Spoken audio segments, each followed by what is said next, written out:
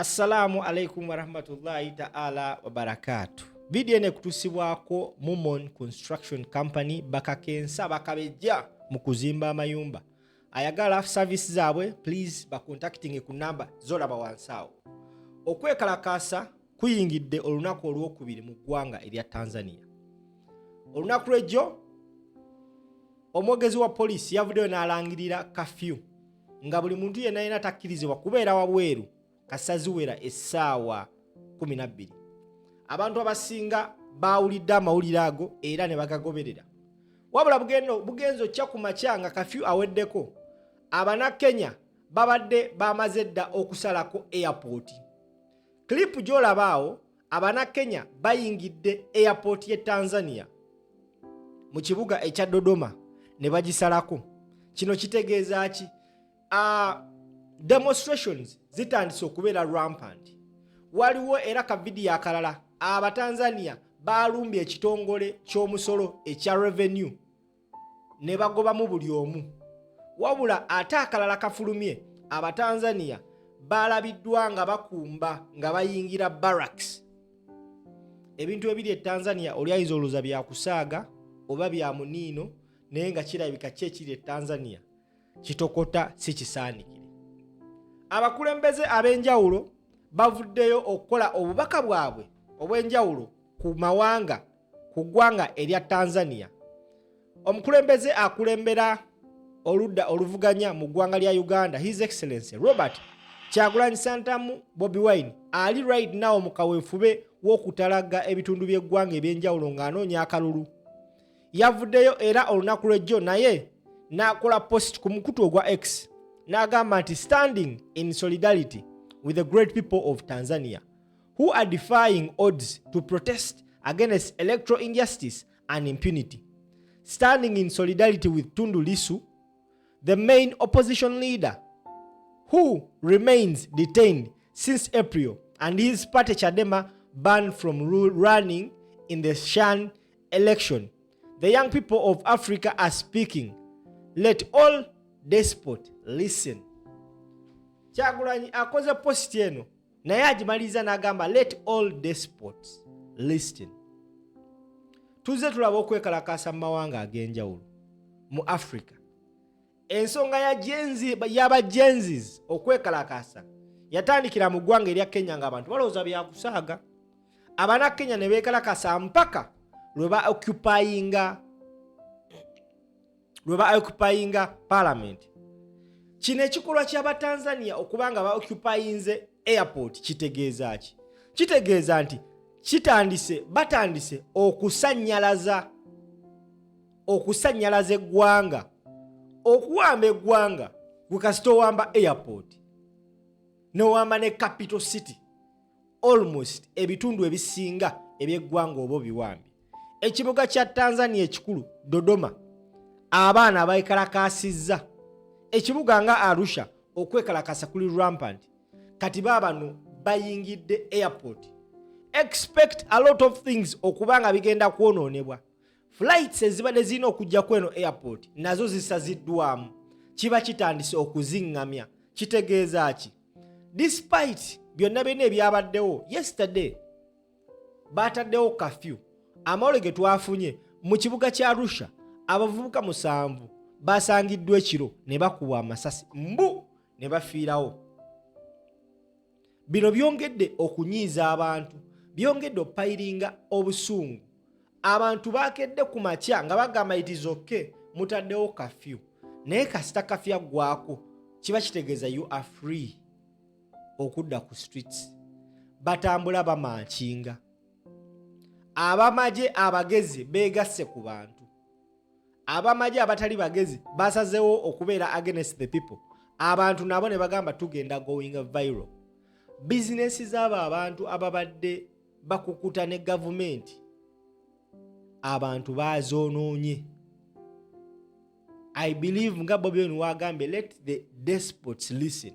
In the same way, let all those people abakukuta n'abanyigiriza bannayuganda babeeko ne kyebayiga mu zino ensonga. Sisabirira nti kino ekituuse Tanzania kijje Uganda naye kyo tetusobola kyewala. kijja kusinziira.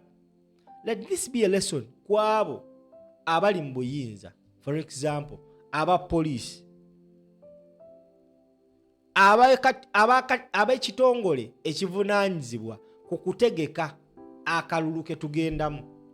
Bino bi happenings in Tanzania today, naye Uganda tubuzayo emyezi 3 tutuuke kweno ensonga eri mu Tanzania. Abatanzania ebbanga Samia Suluhu lyamaze ng'akuba campaign, tewabaddewo signs zonna ziraga nti babadde bagenda kwekalakaasa. I strongly believe namwe mwenna you just got abrupt news okuwulira nti Tanzania yeekalakaasa.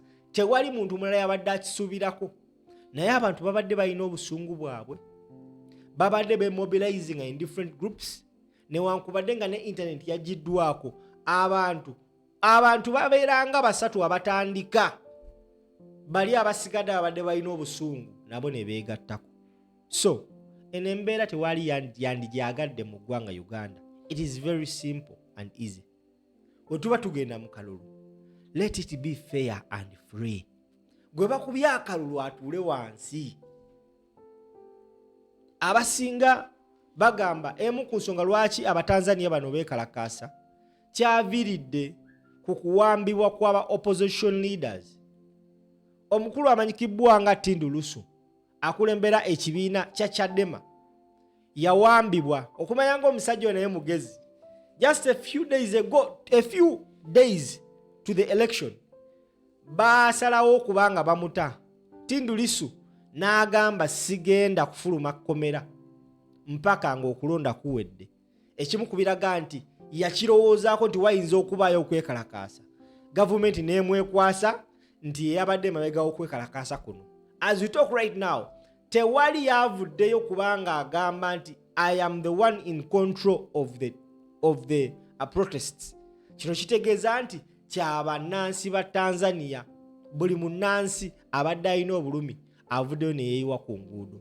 Kino kiyambye Tundu Lissu okusigala mu kkomera singa kati bagamba yakulembedde. The fact that nti ya leading ekibiina ekiri mu opposition ekinene ekya Chadema, ye yakabala n'agamba kansigale. Okwekalakasa kwatandise, abantu ebitundu ebisinga mu Tanzania tebakkiriziddwa kulonda. Ballot paper boxes bazimenyemenye, ballot papers baziyuzayuzizza nga bagamba nti nedda ekimala. Ono omukyala tumukoye. Ojja kinajjukirwa nti omukyala ono afugidde Tanzania ebisanja emyaka 4 nga vice president. Remember yagenda ku ntebe eno oluvannyuma lw'okufa kw'omukulu amanyikibwa nga Magufuli. Ye yali vice we, Ssemateeka yali amuwa ebbeetu okusigala nga afuga mpaka we bateekateeka akalulu. Omukazi ono takozesezza myaka 4 kubanga ateeka Abatanzania mu mbeera. Tanzania ebadde emaze ebbanga nga terina kwegugunga kuno. Kino kitegeeza nti Samia Suluhu alabika alina byakoze nga bisusse ebireetedde Abatanzania okwekugunga. Ate ye eyaliko president w'eggwanga lino Jakaya Kikwete kigambibwa nti yadduse dda mu ggwanga oluvannyuma lw'okulaba nga bizinesi ze ezisinga mu kibuga Arusha zoononeddwa. Samia Suluhu ku bintu ebimwogerwako ku information gye ntandise okufuna, ekisooka ava Zanzibar. Tanzania ebadde tefunangako mukulembeze kuva mu Zanzibar kubeera president, yasoose. Ekifaananyi kyalese asiize eri abanansi abawangaalira e Zanzibar kibakaabya maziga. Babadde tebakisuubira kino. Samia Suluhu yasomerako mu ggwanga erya Kenya era yawangaalirako nnyo mu ggwanga erya Kenya. Naye enfuga egyabadde afuga na buli kati Abannakenya abasinga ekyabeewuunyisa. Protests zitandise otambula, zitandise oyingira different borders. Kati bamaliriza basazeeko airport. We're going to keep you updated ku nsonga ya protest mu ggwanga erya Kenya, Tanzania, waneno ku mukutu. Kyolina okukola kiri kimu, please endeavor to subscribe and of course don't forget to tap the notification bell. Video eno ekutusibwako bannaffe aba Mormon Construction Company, bakakensa oba bakafulu mu kuzimba amayumba. Weewale ba engineers ababbi, weewale bafundi ababbi. Omulimu gwo gukwase company emanyikibwa eri mateeka, Momon Construction Company. Bakuzimbira ennyumba from scratch. Gwebeera nakasenteko tuula baweemu ebbanga tono nnyo, bagenda kukwasa bisumuluzo nga obenga oyingira amakaago ag'ekirooto. Mubeere bulungi, mweraba.